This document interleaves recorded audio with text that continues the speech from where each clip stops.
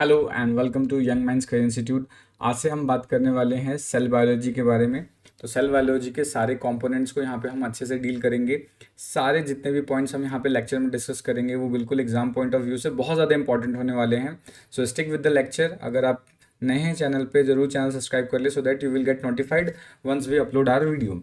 सो directly topic पे move करते हैं। I am not just going to waste your time, so let's get started with the new topic cell biology. So cell biology में सबसे पहले start करने से पहले I just let you know कि छोटे छोटे कंपोनेंट्स को हम डील कर लेते हैं सो that you can easily get establish a link.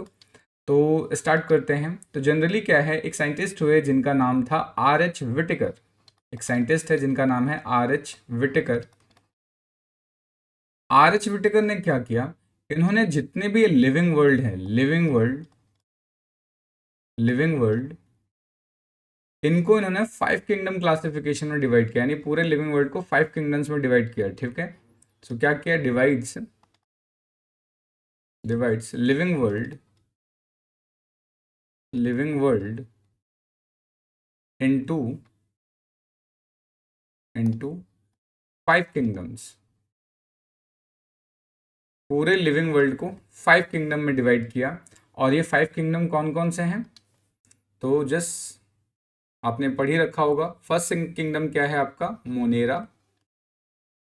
First is Monera, next is protista, protista के बाद फंजाई, फिर आता है आपका प्लांटी,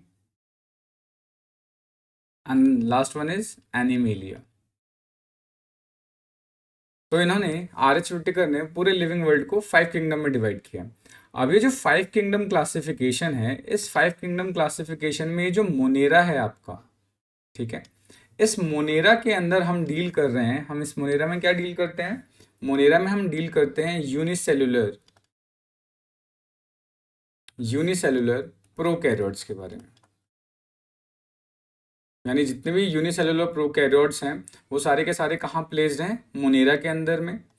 उसके बाद ये प्रोटिस्टा है, प्रोटिस्टा के अंदर हम डील करते हैं यूनिसेलुलर यूकैरियोट्स के बारे में। यूनिसेलुलर यूकैरियोट्स के बारे में यहाँ डील करते हैं। बाकी ये जो प्लांटी फंजाई और एनिमेलिया है, इसके अंदर हम बात करते हैं मल्टी सेलुलर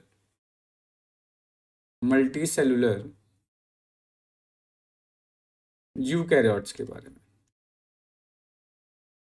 तो ये बेसिक सी चीज़ है, ये आपको आई थिंक पहले से ही पता होगा। अब इसके आगे डील करते हैं, ठीक है। So monera, protista, fungi, plantae, animalia, ये 5 किंगडम क्लासिफिकेशन था। अब ये जो 5 किंगडम क्लासिफिकेशन है, इस क्लासिफिकेशन के अंदर हमने क्या किया है, ऑलमोस्ट एनिमल्स को उनके सेलुलर ऑर्गेनाइजेशन के बेसिस पे डिवाइड कर दिया। यानी जो प्रोकैरियोट्स थे उनको मोनेरा में रख दिया, बाकी जितने भी यूकैरियोट्स थे उनको प्रोटिस्टा, फंजाई, प्लांटी और एनिमेलिया में हमने डिवाइड किया। तो ये जो डिवीजन हुआ है, ये डिवीजन किसके बेसिस पे हुआ है, सेलुलर ऑर्गेनाइजेशन के बेसिस पे। तो आपको ये ध्यान रखना है कि ये जो हमने डिवीजन किया है, ये डिवीजन किसके बेसिस पे हुआ है, सेलुलर ऑर्गेनाइजेशन के बेसिस पे। सेलुलर ऑर्गेनाइजेशन यानी कौन सा सिंगल सेल है, कौन सा मल्टी सेलुलर है, कौन सा प्रोकैरियोट है, कौन सा यूकैरियोट है। तो सेलुलर ऑर्गेनाइजेशन के बेसिस पे हमने ये डिवाइड किया है। इसके बाद एक दूसरे साइंटिस्ट हुए जिनका नाम था कार्ल वुज। ठीक है, कार्ल वुज ने क्या किया, पूरा ही जो लाइफ है, पूरे लाइफ को उन्होंने 3 डोमेन में डिवाइड किया। तो हम यहाँ पे बात करने वाले नेक्स्ट साइंटिस्ट के बारे में जिनका नाम था कार्ल वुज। ठीक है, कार्ल वुज ने क्या किया, कार्ल वुज ने पूरे लिविंग वर्ल्ड को, ठीक है, पूरे लिविंग वर्ल्ड को किस में डिवाइड किया, 3 डोमेन्स में डिवाइड किया। ठीक है, so divided the life in 3 domains. ये आपको याद रखना है। तो कार्ल वुज ने पूरे लाइफ को 3 डोमेन में डिवाइड किया। ठीक है, अब ये 3 डोमेन्स कौन कौन से थे और इन 3 डोमेन को डिवाइड करने का बेसिस क्या था, इसको समझते हैं। तो बेसिकली कार्ल वुज ने देखा कि अगर हमें ऑर्गेनिज्म को, लाइफ को 3 डोमेन में डिवाइड करना है तो हमें एक ऐसा कैरेक्टर को चूज करना पड़ेगा जो टाइम के साथ कांस्टेंट रहे, उसके अंदर ज़्यादा वेरिएशन ना आए। ठीक है, तो उन्होंने ऑर्गेनिज्म के अंदर एक आइडेंटिफाई किया, एक स्ट्रक्चर जो कि बेस्ड था 16S तो ये जो डिवीजन है 3 डोमेन के अंदर, वो किस पे बेस्ड था? Based on 16S rRNA analysis. 16S rRNA analysis के ऊपर बेस्ड था, यानी जो डिफरेंशिएशन उन्होंने किया, जो 3 डोमेन में उन्होंने चीज़ों को डिवाइड किया, वो किस पे बेस्ड था? 16S rRNA analysis. ठीक है, क्योंकि ये जो 16S rRNA है, ये क्या होता है, टाइम के साथ ऑर्गेनिज्म में बदलता नहीं है, चेंज नहीं होता। ठीक है, तो इसके साथ खासियत क्या है rRNA के साथ, कि does not change significantly change over the time. ठीक है, तो डज नॉट चेंज significantly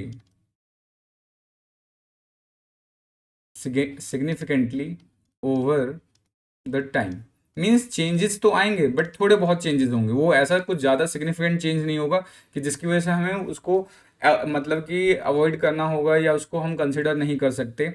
तो यहाँ पे 6, क्योंकि बाकी जो कैरेक्टर्स थे वो बहुत ज़्यादा डिफरेंट थे, बहुत ज़्यादा वेरी कर रहे थे, वो टाइम के साथ बदल रहे थे, तो उन्हें कोई एक ऐसा कैरेक्टर चाहिए था डिफरेंट डिफरेंट ऑर्गेनिज्म के अंदर जो टाइम के साथ ज़्यादा चेंज ना हो, और उनको वो कैरेक्टर कौन सा मिला? 16S rRNA एनालिसिस से मिला। तो इस एनालिसिस के बेसिस पे उन्होंने पूरे लाइफ को 3 डोमेन में डिवाइड किया, और ये 3 डोमेन किस तरीके से डिवाइड किया था उसको हम डील कर लेते हैं। Let's say we have a common ancestor. अब हमारे पास कॉमन एंसेस्टर है, तो अब इस कॉमन एंसेस्टर से यहाँ से डोमेन डिवाइड होना स्टार्ट हुआ। तो जो फर्स्ट डोमेन उन्होंने डिवाइड किया, that domain was you bacteria. पहला डोमेन क्या था? You bacteria. ये डोमेन आपका था यू बैक्टीरिया, और इसी ब्रांच से यहाँ से एक सेकंड सब ब्रांच निकल रही है, एक second sub branch, and this sub branch is called as archaea. इसको हम बोलते हैं आर्किया। तो सेकंड ब्रांच हमें मिला archaea, and the third branch was यूकैरिया। Third branch क्या है? यूकैरिया। ये थर्ड ब्रांच मिली हमें। तो ये जो पूरा लिविंग है, इसको हमने 3 डोमेन में डिवाइड किया। First domain was eubacteria, archaea and यूकैरिया। ठीक है, अब यहाँ से आपके क्वेश्चंस बन सकते हैं। क्वेश्चंस कैसे बन सकते हैं कि सबसे पहले ही आपसे पूछा जाएगा कि आर्किया जो लाइफ डोमेन है वो किसके ज़्यादा क्लोज है। ठीक है, सबसे पहला पूछा जा सकता है कि आर्किया किसके ज़्यादा क्लोज है, यू बैक्टीरिया के ज़्यादा क्लोज है या यूकैरिया के क्लोज है। तो क्या देख रहे हैं आप कि ये जो यहाँ से कॉमन एंसेस्टर, ये हमारा क्या है? लेट्स से ये कॉमन एंसेस्टर है कोई, क्योंकि हम सारे ऑर्गेनिज्म क्या है, एक कॉमन एंसेस्टर से ही डेवलप हुआ है। जब हम आगे डेवलपमेंटल स्टेजेस को डील करेंगे तो वहाँ पे डील करेंगे कॉमन एंसेस्टर है, तो कॉमन एंसेस्टर से ही सारे ही लाइफ डोमेन डेवलप हुए हैं। तो अब यहाँ पे देख रहे हैं कि कॉमन एंसेस्टर से 2 ब्रांचेस निकली, और इस ब्रांच के बाद यहाँ पे फर्दर इसकी सब ब्रांचिंग हो रही है। तो हम बोल सकते हैं कि जो आर्किया है वो यूकैरिया के ज़्यादा क्लोज है, ना कि यू बैक्टीरिया के। ऑल्दो आपने इसको पढ़ा होगा Archie bacteria, you bacteria, bacteria के सब क्लासेस के अंदर, बट जो आर्किया है वो ज़्यादा किसके सिमिलर है? वो सिमिलर होंगे यूकैरिया के। ठीक है, उसके बाद आपसे ये क्वेश्चन भी पूछा जा सकता है कि इसमें से सबसे पहले कौन सा ओरिजिनेटेड हुआ होगा, यानी फर्स्ट ओरिजिनेटेड स्पीशीज कौन सी है? इज इट यूकैरिया, आर्किया और यू बैक्टीरिया? तो आपने पढ़ा होगा कि ये जो आर्किया है वो सबसे प्रिमिटिव कैरेक्टर शो करता है, इसके अंदर प्रिमिटिव लाइक स्ट्रक्चर्स होते हैं, सारे कुछ प्रिमिटिव है। तो ऐसा सोच के आपको लगेगा कि archaea is the first originated species, but आपको ध्यान रखना है कि जो यू बैक्टीरिया है वो क्या है? फर्स्ट ओरिजिनेटेड स्पीशीज है, ये ध्यान रखना है। ये इम्पॉर्टेंट है। आपको लग रहा होगा कि ये ऐसा कैसे हो सकता है, इसका मतलब ये नहीं कि कैरेक्टर सिमिलर है या प्रिमिटिव कैरेक्टर है तो वो पहले मतलब ओरिजिनेट होगा। तो यू बैक्टीरिया के कैरेक्टर यहाँ पे ऑल्दो मतलब कि एडवांस्ड है, फिर भी ये क्या है? फर्स्ट ओरिजिनेटेड स्पीसीज है, ये आप ध्यान रखेंगे। ठीक है, तो अब हम यहाँ पे क्या कर लेते हैं, कुछ इसके एग्जाम्पल्स देख लेते हैं यू बैक्टीरिया के अंदर क्या क्या आ सकते हैं। तो यू बैक्टीरिया के अंदर हम डील करेंगे साइनोबैक्टीरिया के बारे में। क्या आ सकते हैं? Cyanobacteria is a part of you bacteria. उसके अलावा ग्राम पॉजिटिव बैक्टीरियाज आ सकते हैं, ग्राम पॉजिटिव बैक्टीरिया, ये डिस्कस करना है हमें इसके अंदर। इसके अलावा ग्राम पॉजिटिव के बात करें तो उसके बाद आता है हमारा green non sulphur bacteria, green non sulphur bacteria, ये आ सकते हैं। इसके अलावा चाहें तो हम इसके अंदर डील कर सकते हैं पर्पल बैक्टीरिया। ये क्या है? ये साइनोबैक्टीरिया के एग्जाम्पल है। इसके अलावा अगर हम बात करें आर्की बैक्टीरिया के, तो आर्की बैक्टीरिया के अंदर हम क्या डील कर सकते हैं? मिथेनोबैक्टीरिया। मिथेनोबैक्टीरिया, ठीक है, ये मिथेनोबैक्टीरिया डील कर सकते हैं। इसके अलावा थर्मोप्रोटियस बैक्टीरिया डिस्कस कर सकते हैं। थर्मोप्रोटियस, थर्मोप्रोटियस डील कर सकते हैं। थर्मोप्रोटियस के बाद हेलोफाइल्स डील कर सकते हैं। हेलोफाइल्स आ गए, ठीक है। तो ये क्या है? ये इसके एग्जाम्पल है। और यू कैरिया के अंदर तो पूरा पूरा हमने डिस्कस ही किया है यहाँ पे कि यू बैक्टीरिया के अंदर आपके क्या आ जाएंगे, या यू कैरिया के अंदर क्या आएंगे? प्रोटिस्टा आ जाएंगे, ठीक है, फंजाई आ जाएंगे, ठीक है। उसके बाद एनिमेलिया डील करेंगे या एनिमल्स डील करेंगे, ठीक है। तो ये सारी चीज़ें हम यहाँ पे डील करने वाले हैं। होप यहाँ तक आपको चीज़ें समझ में आ रही है। अगर कोई डाउट आ रहा है यहाँ पे तो आप कमेंट करके पूछ सकते हैं, ठीक है। तो अभी तक हमने सिर्फ एक छोटा सा पार्ट डिस्कस किया। हमने देखा कि जो लिविंग वर्ल्ड था उसको पूरा ही RH विटकर ने 5 किंगडम क्लासिफिकेशन में डिवाइड किया। 5 किंगडम क्लासिफिकेशन ऑलरेडी हम अपने छोटी क्लासेस में डील कर रखा है, ठीक है, जिसमें मोनिरा, प्रोटिस्टा, प्लांटी, फंजाई ये सब आया था। उसके बाद 5 किंगडम में डिवाइड किया, ठीक है। अब इसके आगे बढ़ते हैं। अब इसकी अगर हम बात करें आगे, तो जो सेल है हमारा, ठीक है, सेल की अगर हम बात करते हैं तो आप जानते होंगे कि जो सेल है, इसके बाद हम बात कर रहे हैं यहाँ से सेल के बारे में। तो अगर मैं सेल की बात करूं तो सेल को हमने दो पार्ट में डिवाइड कर रखा है, ठीक है। सेल को हमने किस में डिवाइड कर रखा है? दो पार्ट में। एक कैसा है? प्रोकैरियोटिक सेल्स, और एक क्या होता है? Eukaryotic cell. प्रोकैरियोट और दूसरा हमारा क्या है? यूकैरियोट। तो ये भी आपने पढ़ रखा होगा, तो इसलिए मैं इस पर ज़्यादा एम्फेसाइज नहीं कर रहा, ज़्यादा टाइम इस पर नहीं खर्च करेंगे। बस मैं आपको थोड़ा सा अवेयर करवा देता हूँ इसके कॉन्सेप्ट के बारे में, सो दैट कि आगे आपको दिक्कत ना पड़े। तो अगर हम बात करते हैं सेल के बारे में, तो प्रोकैरियोट्स की अगर मैं बात करूँ तो प्रोकैरियोट्स के अंदर क्या क्या कैरेक्टरिस्टिक्स देखने को? प्रो का मतलब होता है प्रिमिटिव, और कैरियो वर्ड का मतलब होता है न्यूक्लियस। प्रो का मतलब प्रिमिटिव, प्रिमिटिव, और कैरियो वर्ड का मतलब होता है न्यूक्लियस, ठीक है। सेम एज अगर यू की बात करें तो यू का मतलब एडवांस या न्यू होता है, इसका मतलब एडवांस, और कैरियो वर्ड का अगेन यहाँ पे मतलब न्यूक्लियस ही होगा, ठीक है। तो इसके अंदर एडवांस या न्यू न्यूक्लियस होता है, इसके अंदर प्रिमिटिव न्यूक्लियस होता है। प्रिमिटिव न्यूक्लियस का क्या मतलब होता है? कि इसके अंदर न्यूक्लियर मेम्ब्रेन एब्सेंट होता है। तो अगर फर्स्ट बात करें तो प्रोकैरियोट्स में क्या होगा? Nuclear membrane, nuclear membrane, nuclear membrane is absent. इसमें न्यूक्लियर मेम्ब्रेन एब्सेंट होगा, इसमें न्यूक्लियर मेम्ब्रेन क्या होगा? प्रेजेंट होगा। ये आपको ध्यान रखना है। सेकेंड कैरेक्टरिस्टिक्स क्या होंगे? इसके अंदर कंपार्टमेंटलाइजेशन नहीं होगा। कंपार्टमेंटलाइजेशन का मतलब क्या है कि आप बात कर सकते हैं कि मेम्ब्रेन बाउंड ऑर्गेनल या कंपार्टमेंटलाइजेशन यहाँ पर एब्सेंट होगा, क्योंकि प्रोकैरियोट्स के अंदर कोई भी मेम्ब्रेन बाउंड ऑर्गेनल प्रेजेंट नहीं होता। तो यहाँ पे क्या होगा? नो कंपार्टमेंटलाइजेशन, नो कंपार्टमेंटलाइजेशन, ठीक है। कंपार्टमेंटलाइजेशन का मतलब क्या है यहाँ पे? कि कोई भी मेम्ब्रेन बाउंड ऑर्गेनल नहीं प्रेजेंट होंगे। No membrane bound, membrane bound organelle, organelles are present. यहाँ पे कोई भी ऑर्गेनल ये नहीं प्रेजेंट होता जो मेम्ब्रेन बाउंड है, ठीक है। बट यहाँ पर क्या होगा? प्रेजेंट होगा। तो प्रेजेंट होने की वजह से क्या होगा? ऑब्वियस सी बात है, इसके अंदर कंपार्टमेंटलाइजेशन आपको देखने को मिल सकता है, ठीक है। अब बात करते हैं हिस्टोन प्रोटीन के रिस्पेक्ट में। तो अगर हिस्टोन प्रोटीन की बात करें तो यहाँ पे हिस्टोन एब्सेंट होगा। यहाँ पे क्या होगा? हिस्टोन एब्सेंट होता है, ठीक है। अब ये हिस्टोन क्या करता है ये आगे हम डील करेंगे। आपको पता होगा हिस्टोन DNA पैकेजिंग में हेल्प करता है, तो आगे मतलब इसको डील करेंगे, ठीक है। यहाँ पर क्या होगा? नेक्स्ट बात करते हैं हिस्टोन। इसमें क्या होगा? इसमें एब्सेंट है, बट इसके अंदर क्या होने वाला है? प्रेजेंट होने वाला है। उसके बाद अगर सेल वॉल की बात करें तो प्रोकैरियोट्स के अंदर सेल वॉल प्रेजेंट होता है, सेल वॉल प्रेजेंट होगा। बट अगर हम बात करते हैं यूकैरियोट्स के अंदर, तो यूकैरियोट्स में एनिमल सेल में तो एब्सेंट होगा। एनिमल्स में क्या होगा? एब्सेंट। माइनस का मतलब क्या है? एब्सेंट। बट अगर हम बात करते हैं plant and fungi, plant and fungi में क्या होगा? प्रेजेंट होगा, ठीक है। तो सेल वॉल आपको ध्यान रखना है, एनिमल्स में एब्सेंट होता है, बट प्लांट और इसमें प्रेजेंट होगा। तो ये सिंपल सी चीज़ है। तो ये हमने सेल के बारे में डिस्कस कर लिया।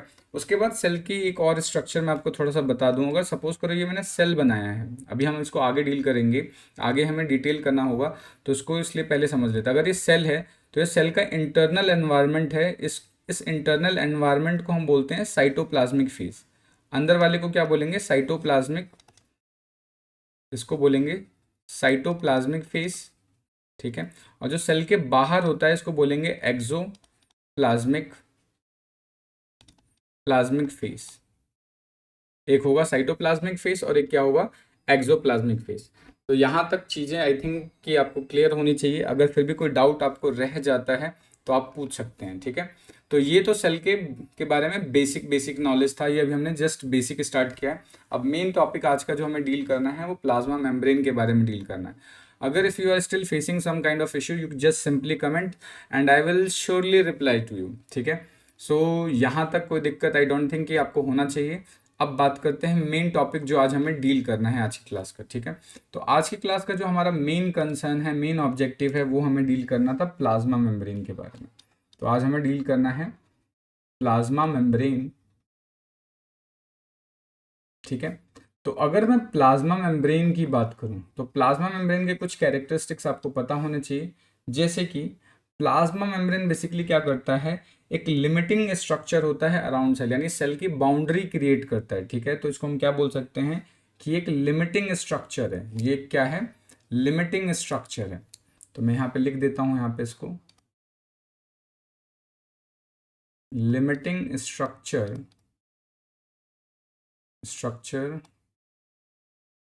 Around the cell. Limiting structure का मतलब क्या है? Boundary, creates the boundary. जैसे हमारे अपने घर के प्लॉट की बाउंड्रीज होती है, वैसे ही सेल की बाउंड्री क्रिएट करने का काम किसका होता है? सेल मेम्ब्रेन का होता है या प्लाज्मा मेम्ब्रेन का होता है। उसके अलावा दूसरा क्या है?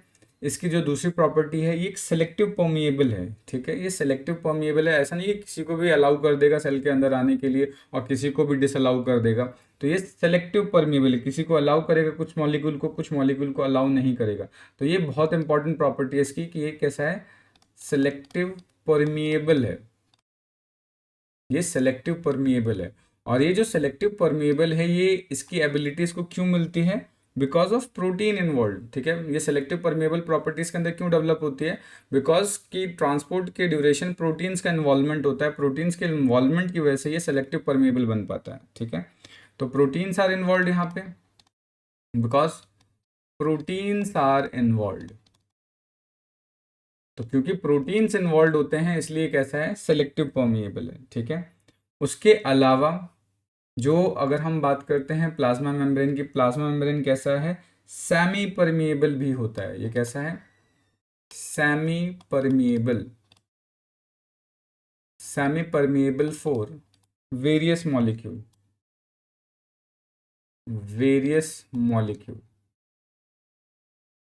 सेमी परमिएबल का मतलब क्या होता है? सेमी परमिएबल का मतलब ये कुछ मॉलिक्यूल को अलाउ करेगा और कुछ मॉलिक्यूल को अलाउ नहीं करेगा। मतलब कि जो छोटे मॉलिक्यूल हैं, जो साइज में छोटे हैं, उनको अलाउ कर देगा, जो लॉन्ग साइज मॉलिक्यूल है उनको अलाउ नहीं करेगा, इसलिए इसको सेमी परमेबल बोलते हैं। और जो मूवमेंट होगा वो अलोंग ग्रेडियंट होगा अगर इस केस में बात करें तो। उसके अलावा क्या होता है? अगेंस्ट द ग्रेडियंट भी होता है, बट वो एक्टिव ट्रांसपोर्ट है जो हम आगे डील करेंगे, ठीक है। तो सेमी परमेबल होना चाहिए। साथ के साथ क्या है? ये क्या करता है? सेल के इंटरनल एनवायरनमेंट को एक्सटर्नल एनवायरनमेंट से सेपरेट रखता है, यानी सेपरेट करने का काम, यानी साइटोप्लाज्म को एक्सोप्लाज्म से सेपरेट रखता है, ठीक है। तो क्या करता है? Keeps internal environment separated from external environment.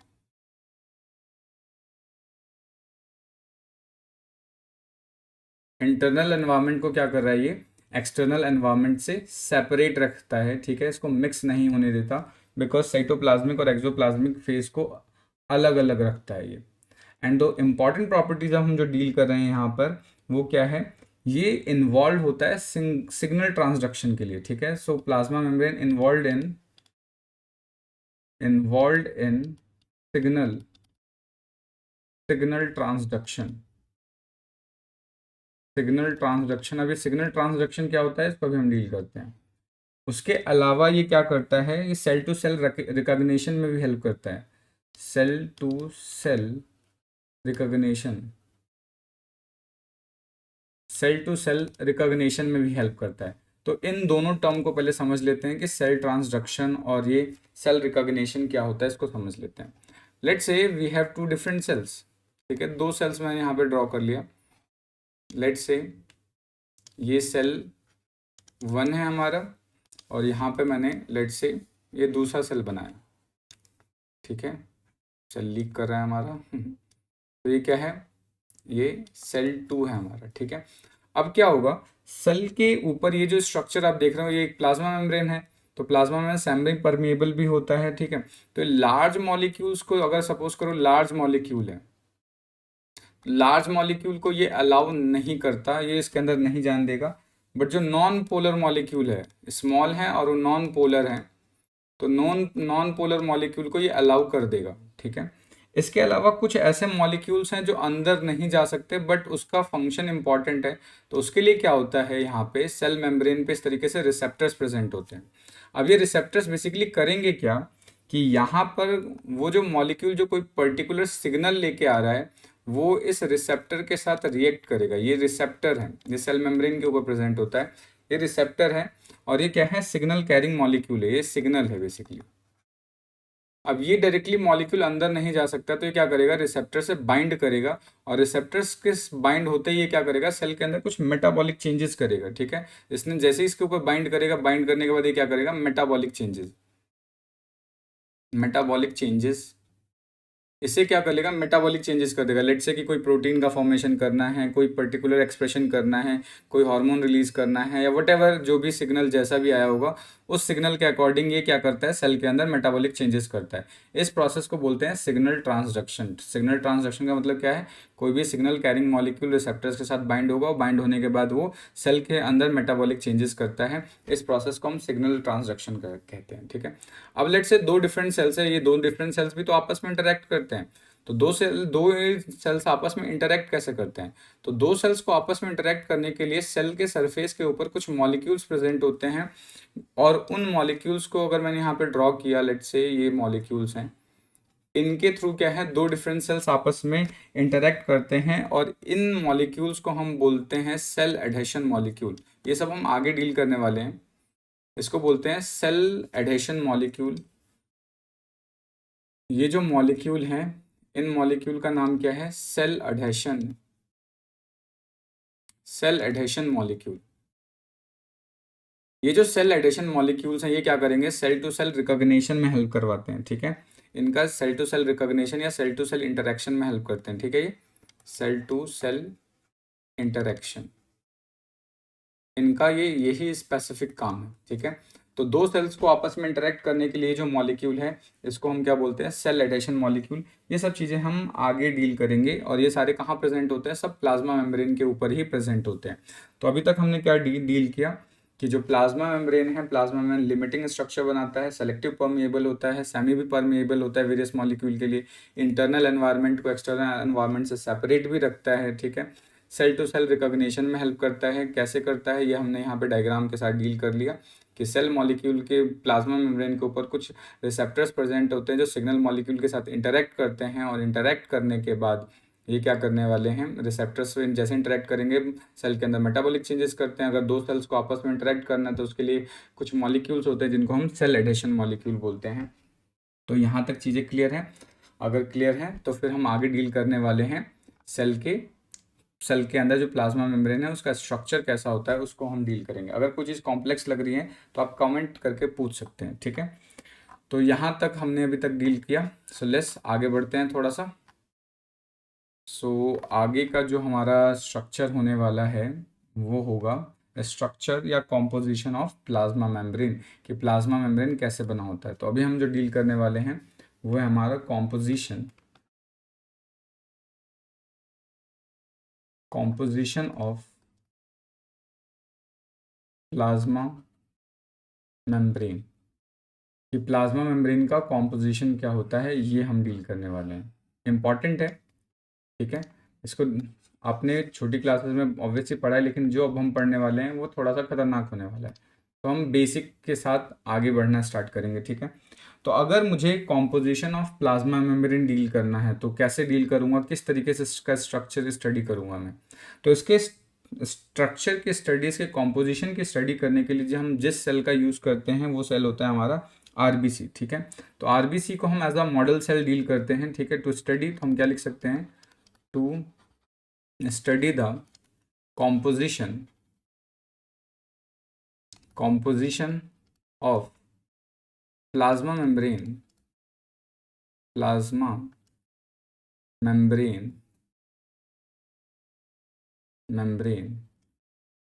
RBC is a model cell। यानी ये मॉडल है, इसके लिए कॉम्पोजिशन करना, अगर प्लाज्मा मेम्ब्रेन की स्टडी करना है तो हमें एक मॉडल चाहिए, और वो मॉडल क्या कौन बनेगा हमारे लिए, वो मॉडल बनने वाला है हमारा आरबीसी। अब आपसे क्वेश्चन पूछा जाता है कि भैया आरबीसी ही क्यों मॉडल बनेगा, मॉडल हम किसी और सेल को भी बना सकते हैं, माइटोकॉन्ड्रिया बना सकते हैं, या कोई और भी सेल हो सकता है ना, वाई आरबीसी, ठीक है। कि आरबीसी को ही क्यों मॉडल बनाए बेचारे को, हम किसी और को मॉडल क्यों नहीं बना सकते। तो उसका रीज़न ये है कि आप जानते हैं कि जो आरबीसी है, आरबीसी के अंदर कोई भी दूसरा सेल ऑर्गेनल प्रेजेंट नहीं होता। Other cell organelles are absent. जितने भी अदर सेल ऑर्गेनल्स होते हैं वो एब्सेंट है। सो अगर मैं यहाँ पर इसके मेम्ब्रेन को क्रश करके इसके मेम्ब्रेन को निकालूं, तो सिर्फ जो मेम्ब्रेन के अंदर जो भी कंपोनेंट होगा वो किसके मिलेंगे, आरबीसी के मिलेंगे, कोई दूसरा कंपोनेंट नहीं होगा। जैसे कि माइटोकॉन्ड्रिया हो गया, गोल्जी बॉडी हो गया, उसका कंपोनेंट मिक्स नहीं होगा, ठीक है। सो ओनली आरबीसी का ही कंपोनेंट मिलेगा, तो हम इसकी स्टडी क्या है बहुत इफेक्टिवली कर सकते हैं, ठीक है। तो इसकी स्टडी को करने के लिए हम आरबीसी को एज अ मॉडल सेल लेते हैं। क्यों लेते हैं, आपको इसका रीज़न मैंने बता दिया, क्योंकि इसके अंदर दूसरे सेल ऑर्गेनल क्या होता है, टोटली एब्सेंट होते हैं, जिसकी वजह से there is no mixing of material of other cell organelles, ठीक है। So no mixing of other components, ठीक है, बिकॉज कोई दूसरा सेल ऑर्गेनल तो यहाँ पे है ही नहीं, तो मिक्सिंग ही नहीं होगी, ठीक है। तो ये ध्यान रखना है कि आरबीसी के अगर प्लाज्मा मेम्ब्रेन की स्टडी करनी है तो उसके लिए मुझे कौन सा सेल लेना पड़ेगा, आरबीसी लेना पड़ेगा, ठीक है। अब हम बात करते हैं, अगर प्लाज्मा मेम्ब्रेन की कॉम्पोजिशन की बात करें तो जो कॉम्पोजिशन है वो सेल टू सेल वेरी कर सकता है, ठीक है। अगर प्लाज्मा मेम्ब्रेन की कॉम्पोजिशन की बात करें तो सेल टू सेल वेरी कर सकता है। ऐसा नहीं कि ये जो लेट से कि कार्बोहाइड्रेट की परसेंटेज इसके अंदर इतनी है तो सारे सेल के अंदर सेम ही रहने वाली है, ऐसा कुछ नहीं होता। सेल टू सेल वेरी कर सकता है। तो अगर मैं बात करूँ यहाँ पे जो प्राइमरली फाउंड जितने भी कंपोनेंट्स हैं जो कि सेल मेम्ब्रेन का फॉर्मेशन करते हैं, उसके अंदर हमें प्राइमरली 3 कंपोनेंट्स देखने को मिलते हैं। एक क्या है, लिपिड, ठीक है। उसके बाद क्या होगा, प्रोटीन्स, उसके अलावा कार्बोहाइड्रेट्स, ठीक है। ये 3 ही जो मेन कंपोनेंट है, यही 3 कंपोनेंट के मिलने से क्या है, हमारा प्लाज्मा मेम्ब्रेन बन के तैयार हो जाता है। आई अगेन रिपीट कि जो इसके जो कंपोनेंट्स हैं या जो इसकी परसेंटेज होगी, लिपिड की परसेंटेज, प्रोटीन की परसेंटेज, कार्बोहाइड्रेट की परसेंटेज, ये सेल टू सेल वेरी करता है। ऐसा नहीं कि एक मैंने यहाँ पे परसेंटेज लिख दिया वो हर एक चीज़ के लिए, हर एक सेल के लिए मतलब कि करेक्ट होगा, ऐसा नहीं। ये क्या होगा, ये सेल टू सेल वेरी कर सकता है, ठीक है। तो आपको ध्यान रखना है कि हम किस सेल के बारे में बात कर रहे हैं, उस सेल के अकॉर्डिंग ये वैल्यू क्या होगी, चेंज होती रहेगी, ठीक है। जैसे कि अगर मैं सबसे पहले आरबीसी को ही लेता हूँ, क्योंकि आरबीसी ने अपने आप को सेक्रीफाइस किया है। तो अगर मैं आरबीसी की बात करता हूँ, आरबीसी के अंदर जो लिपिड का परसेंटेज होता है वो ऑलमोस्ट अराउंड 43% होता है, ठीक है। प्रोटीन अराउंड 49% होता है, ठीक है। और जो कार्बोहाइड्रेट होता है वो अराउंड 8% होता है, ठीक है। बट यही वैल्यू क्या है, माइटोकॉन्ड्रिया के केस में बदल जाएगा।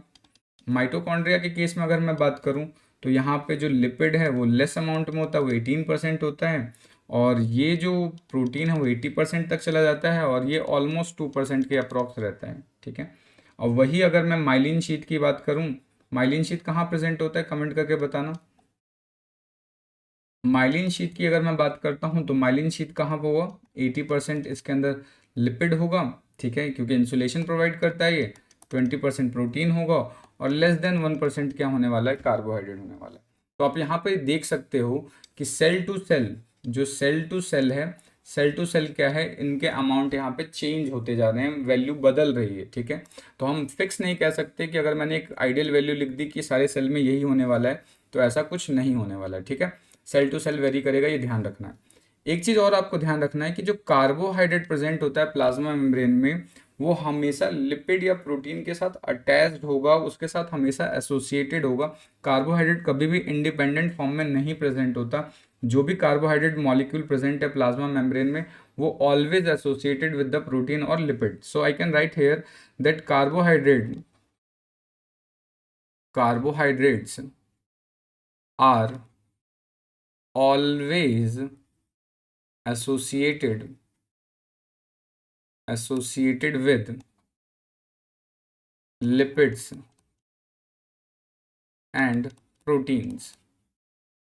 तो कार्बोहाइड्रेट कभी भी इंडिपेंडेंट फॉर्म में नहीं होगा, वो जब भी मिलेगा वो क्या है, लिपिड और प्रोटीन के फॉर्म में एसोसिएटेड होगा, ठीक है। तो जब वो लिपिड और प्रोटीन के साथ एसोसिएटेड होगा तब उसका नाम बदल जाता है। अब इसको क्या बोलना स्टार्ट कर देंगे हम, अगर लिपिड के साथ कार्बोहाइड्रेट एसोसिएटेड है तो इसको हम क्या नाम देंगे, ग्लाइकोलिपिड्स बोलेंगे। इसको क्या बोलेंगे, ग्लाइकोलिपिड्स बोलेंगे। और अगर वो प्रोटीन के साथ एसोसिएटेड है तो उसको क्या बोलेंगे, ग्लाइको प्रोटीन्स बोलेंगे। इसको क्या बोलेंगे, ग्लाइकोप्रोटीन्स। एक को ग्लाइकोलिपिड्स बोलेंगे और एक को ग्लाइकोप्रोटीन्स बोलेंगे। तो ये सब कहाँ है, मेम्ब्रेन पे प्रेजेंट होता है। और एक चीज़ हमेशा ध्यान रखना कि ये जो कार्बोहाइड्रेट है एक्सोप्लाज्मिक साइड में प्रेजेंट होता है, कभी भी ये एंडो या साइटोप्लाज्मिक साइड में नहीं प्रेजेंट होगा। तो ये कहाँ प्रेजेंट होगा, ऑलवेज प्रेजेंट टुवर्ड्स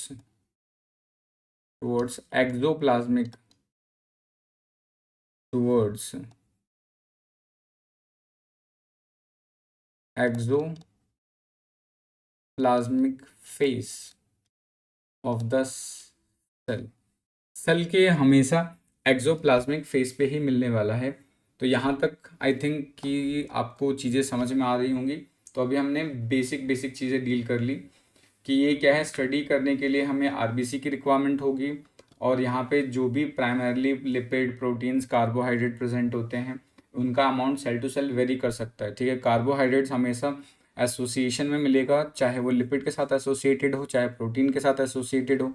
लिपिड के साथ एसोसिएटेड होगा तो ग्लाइकोलिपिड्स बोलेंगे, प्रोटीन के साथ एसोसिएटेड होगा तो उसको ग्लाइकोप्रोटीन्स बोलेंगे, ठीक है। ये हमेशा एक्सोप्लाज्मिक एंड की तरफ ही पाया जाता है, ये ध्यान रखना है। Because cell to cell recognition के लिए ग्लाइकोप्रोटीन्स या ग्लाइकोलिपिड्स की रिक्वायरमेंट होती है, और वो कहाँ मिलेंगे, एक्सोप्लाज्म की तरफ मिलेंगे, ठीक है। तो अब हमने यहाँ पे डील कर लिया। अब हम क्या करने वाले हैं, 1 बाय 1 सारे कंपोनेंट्स को डील करेंगे। हम लिपिड्स को पहले डील करेंगे, फिर प्रोटीन्स को डील करेंगे, फिर कार्बोहाइड्रेट्स को डील करने वाले हैं, ठीक है। तो सबसे पहले हम बात करेंगे जो मेजर कंपोनेंट है प्लाज्मा मेम्ब्रेन का, वो क्या है, लिपिड है। तो हम लिपिड के बारे में डील करते हैं। तो लिपिड के लिए लेट्स से लिपिड को स्टार्ट करते हैं। तो मैं यहाँ पे सबसे पहले हेडिंग डाल देता हूँ आपके लिए, इज लिपिड्स, ठीक है। ये फर्स्ट कंपोनेंट हम बात कर रहे हैं किसके, प्लाज्मा मेम्ब्रेन की। तो फर्स्ट कंपोनेंट क्या है हमारा, लिपिड, ठीक है। तो जो प्लाज्मा मेम्ब्रेन के अंदर जो लिपिड होता है वो बेसिकली एक टाइप का ड्राइव्ड लिपिड होता है, ठीक है। ये कैसा लिपिड होने वाला है यहाँ पे, ये हमारा होने वाला है ड्राइव्ड लिपिड, ठीक है, ड्राइव्ड लिपिड्स। प्लाज्मा मेम्ब्रेन के अंदर जो बेसिकली लिपिड प्रेजेंट होगा वो एक टाइप का ड्राइव्ड लिपिड होता है। और ये ड्राइव्ड लिपिड आएगा कैसे, कैसे बनेगा, तो इसको समझ लेते हैं। लेट्स से मेरे पास कोई भी एक सिंपल लिपिड है, ठीक है, सिंपल लिपिड्स। अभी सिंपल लिपिड्स क्या होता है, ये सब हम डील करेंगे बायोकेमिस्ट्री, जब हम डील करेंगे वहाँ पे डील करेंगे। अभी यहाँ पे डील कर नहीं सकते, सिर्फ नाम समझिए आप कि सिंपल लिपिड्स है मेरे पास। अगर मैं सिंपल लिपिड का क्या करवा दूँ, हाइड्रोलिसिस करवा दूँ, इसका अगर मैं हाइड्रोलिसिस करवा देता हूँ तो हाइड्रोलिसिस करवाने के बाद जो बनता है उसको बोलते हैं हम ड्राइव्ड लिपिड। इसको क्या बोल रहे हैं हम, ड्राइव्ड लिपिड्स बोल रहे हैं इसके हाइड्रोलिसिस के बाद। अब ये जो ड्राइव्ड लिपिड है इसके अंदर हमें थोड़ा सा मॉडिफिकेशन करवाना होता है, बिकॉज यहाँ पे जो प्लाज्मा मेम्ब्रेन के अंदर जो लिपिड्स होता है वो थोड़ा स्पेसिफिक होता है, ठीक है। तो हमें यहाँ पे इसका मॉडिफिकेशन करवाना पड़ेगा। मॉडिफिकेशन क्या करवाना होगा, मॉडिफिकेशन के लिए हमें करना होगा यहाँ पे, या तो हम एडिशन करने वाले हैं, जैसे कि एडिशन ऑफ शुगर हम कर सकते हैं। शुगर हो गया, अमाइनो एसिड्स हो गए, ठीक है, अमाइनो एसिड हो गए, फॉस्फेट्स हो गए, फॉस्फेट्स हो गए। इन सबको हम जब इसके साथ एडिशन करवा देंगे, यानी ड्राइव लिपिड के अंदर थोड़ा सा और एक्स्ट्रा एडिशन मॉडिफिकेशन करवा देंगे, तो जो ये लिपिड बन के आएगी वो लिपिड हमारी क्या कहलाएगी, मेम्ब्रेन लिपिड। वो कैसी होगी, मेम्ब्रेन के लिए सुटेबल होगी, वो मेम्ब्रेन के अंदर प्रेजेंट होगी, या बोल सकते हैं मेम्ब्रेन के लिए ही रिक्वायर्ड लिपिड होगी, ठीक है। तो ये आपको यहाँ पर ध्यान रखना है, ठीक है। अब अगर हम बात करते हैं लिपिड के बारे में ही, क्योंकि डील करना है, तो जो लिपिड सेल मेम्ब्रेन के अंदर या प्लाज्मा मेम्ब्रेन के अंदर प्रेजेंट होता है, वो लिपिड एम्फीपैथिक नेचर का होता है, ठीक है। सो लिपिड इज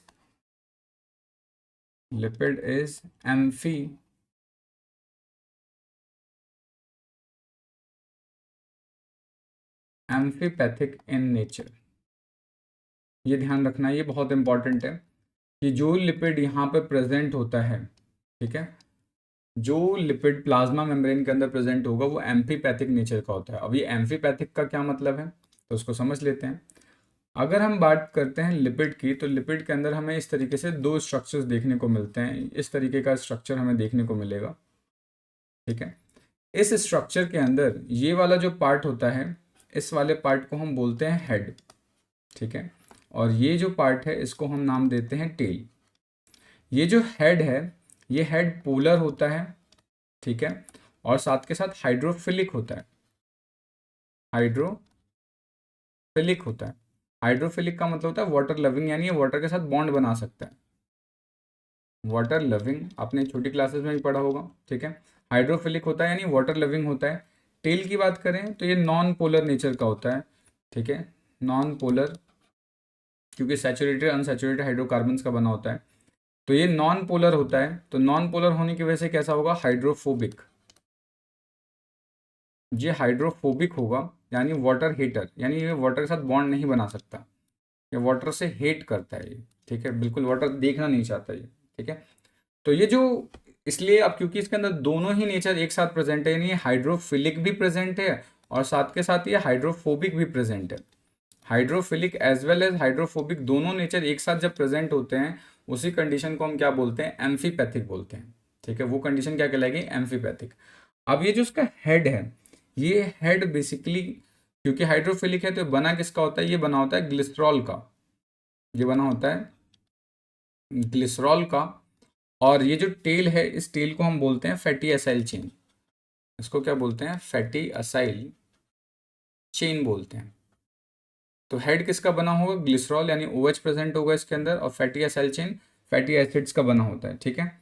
तो ये जो दोनों चीज़ें हैं, ग्लिसरॉल और फैटी असाइल चेन, ये जब आपस में मिक्स हो जाते हैं, यानी ग्लिसरॉल, ये क्या है ग्लिसरॉल, और ये क्या है fatty acyl chain, fatty acyl chain. Glycerol और फैटी असाइल चेन को कंबाइंडली हम क्या बोल सकते हैं, DAG। इसको हम कंबाइंडली क्या बोल सकते हैं, DAG बोल सकते हैं। DAG क्या होगा, DAG डाई एसाइल ग्लिसरॉल, ठीक है। इसको क्या बोलेंगे, शॉर्ट फॉर्म में DAG लिख दिया मैंने, बट इसको क्या बोलेंगे, डाई एसाइल ग्लिसरॉल।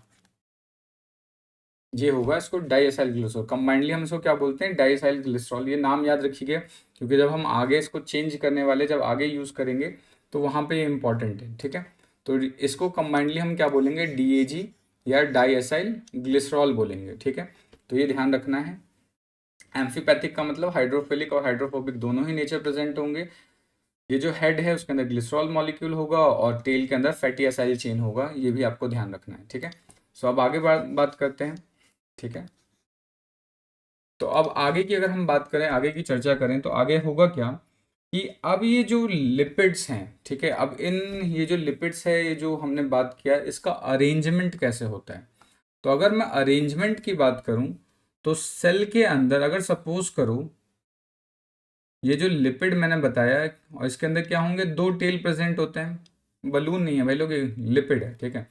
इसके अंदर ये दो टेल प्रेजेंट होते हैं। अगर इनका अमाउंट ज़्यादा होता है तो आपको पता होगा, जैसे अगर मैं सेल बनाऊं, तो तो सेल के बाहर भी फ्लूइड है और अंदर भी फ्लूइड है, यानी वाटर एक्वस एनवायरनमेंट है। सेल के बाहर भी एक्वस एनवायरनमेंट है और सेल के अंदर भी एक्वस एनवायरनमेंट है। तो अब इस एक्वस एनवायरनमेंट से हमें क्या करना है, लिपिड को प्रोटेक्ट करना है। अब क्योंकि जो टेल है वो हाइड्रोफोबिक नेचर का है, तो वो तो एक्वस एनवायरनमेंट के साथ रिएक्ट कर ही नहीं सकता, वहाँ पे वो बॉन्ड बना ही नहीं सकता। तो अब हमें वहाँ पे क्या करना पड़ेगा, कुछ चेंजेस करने पड़ेंगे। तो इस एक्वस एनवायरनमेंट को प्रोटेक्ट करने के लिए, क्योंकि बाहर भी एक्वस एनवायरनमेंट है, अंदर भी एक्वस एनवायरनमेंट है, तो ये जो लिपिड्स हैं ये अपना स्ट्रक्चर किस तरीके से बना लेते हैं, ये लिपिड बाई लेयर का स्ट्रक्चर फॉर्म कर लेते हैं। लिपिड बाई लेयर का स्ट्रक्चर का मतलब क्या है कि प्लाज्मा, लेट से कि ये प्लाज्मा मेम्ब्रेन है, तो इस प्लाज्मा मेम्ब्रेन के क्या होगा, दोनों एक्वस एनवायरनमेंट के साइड तो हेड आ जाएगा, क्योंकि यहाँ पे भी एक्वस एनवायरनमेंट है, यानी यहाँ पे भी वाटर, यानी एक्सोप्लाज्म के अंदर भी वाटर है, एक्सोप्लाज्म के अंदर भी वाटर है, और जो साइटोप्लाज्म वाला पार्ट है उसके अंदर भी वाटर है। और टेल क्या है, वाटर नॉन पोलर नेचर होने की वजह से ये तो रिएक्ट कर नहीं सकता। तो क्या होगा, तो ये अपना स्ट्रक्चर इस तरीके से बना लेते हैं कि जो हेड है, दोनों साइड हेड क्या करेंगे, वाटर को फेस करेंगे, और जो टेल होगा वो टेल अंदर की तरफ होगा। ठीक है, वो टेल कैसा होगा, अंदर की तरफ होगा। तो ये आपको ध्यान रखना है। ठीक है, और साथ के साथ ये भी ध्यान रखना है कि जो सेल मेम्ब्रेन का जो थिकनेस होता है वो अप्रॉक्स अराउंड 75 टू 100 एंगस्ट्रॉम के करीब होता है। 75 टू 100 एंगस्ट्रॉम के अराउंड इसका क्या होने वाला है, यहाँ पे थिकनेस होने वाला है सेल मेम्ब्रेन का। तो यहाँ तक चीज़ें क्लियर हो रही हैं कि इसका अरेंजमेंट कैसा होगा।